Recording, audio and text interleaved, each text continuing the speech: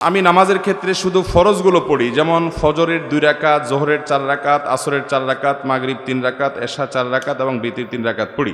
এক্ষেত্রে আমার নামাজ কি কবুল হবে?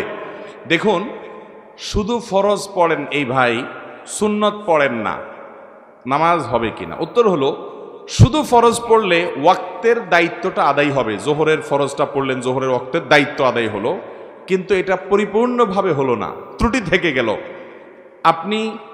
আপনি তরকারি খাইতে চাইলেন, তাহলে আপনার তরকারি খাইতে হলে সবজি লাগবে কাঁচা, পানি লাগবে, তেল লাগবে, পেঁয়াজ লাগবে, মরিচ লাগবে, লবণ লাগবে, ইত্যাদি ইত্যাদি লাগবে। এখন আপনি পানির মধ্যে কাঁচা সবজি সিদ্ধ করে রান্না করে নিয়ে আসলেন, লবণ, তেল, হলুদ কিছুই দিলেন না, তাহলে এটাকেও সবজি বলা যায়, কিন্তু এই সবজি কেউ খাবে না, আপনিও খাবেন না। ঠিক না বে ঠিক? 5 ওয়াক্ত ফরজ নামাজ এটা পূর্ণতা পাওয়ার জন্য এর আগে পরে যে সুন্নত নামাজগুলো আছে সেগুলো হলো এরকম। এগুলো ছাড়া ওই নামাজটা হয়ে যাবে, ফরজ আদায় হয়ে যাবে, ওয়াক্তের ফরজ আদায় হয়ে যাবে আলহামদুলিল্লাহ, মাগার আপনার নামাজটা পরিপূর্ণ হলো না। মনে রাখবেন, সুন্নত নামাজগুলো কেন, এই যে 5 ওয়াক্ত নামাজের ফজরের আগে 2 রাকাত সুন্নত আছে, জোহরের আগে 4 রাকাত, পরে 2 রাকাত আছে, মাগরিবের পরে 2 রাকাত আছে, এশার পরে 2 রাকাত আছে। এই যে সুন্নত নামাজগুলো আছে, এগুলো কেন জানেন?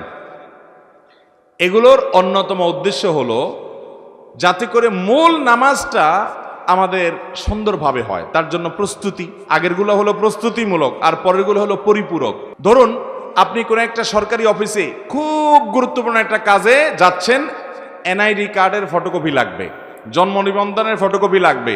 আপনি ফটোকপি নিয়ে যখন যাবেন, এনআইডি কার্ডের ফটোকপি যদি একটা লাগে, আপনি কয়টা নিয়ে যাবেন? একটাই নিবেন না 2-4টা নিবেন?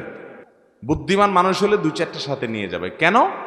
একটা যদি হারায় যায়, কোনো কারণে মিস হয়ে যায়, যাতে করে আমার কাজটা হয়ে যায়, হাতে রাখবে, এটা সে নিয়ে যাবে। ঠিক একইভাবে ভাইরা আমার, আপনি যখন 5 ওয়াক্ত নামাজের ফরজ নামাজ পড়বেন, কিয়ামতের ময়দানে যাবেন, আল্লাহ তাআলার কাছে দেখা গেল কোন একটা নামাজে ভেজাল ধরা পড়ছে, বাতিল হয়ে গেছে, তখন ওই সুন্নত বা নফল, অতিরিক্ত নফল নামাজ যে পড়বেন, এগুলো দিয়ে আল্লাহ তাআলা ফরজের ঘাটতি পূরণ করবেন।